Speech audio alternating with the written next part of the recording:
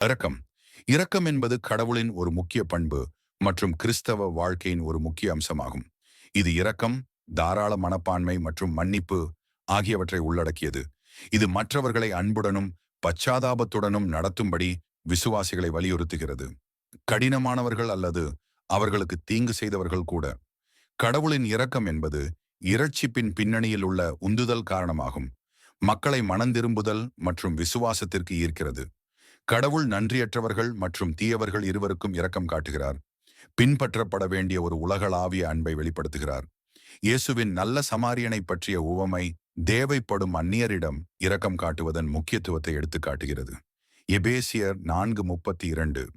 ஒருவருக்கொருவர் தயவாயும் மனுருக்கமாயும் இருந்து கிறிஸ்துவுக்குள் தேவன் உங்களுக்கு மன்னித்தது போல நீங்களும் ஒருவருக்கு மன்னியுங்கள்.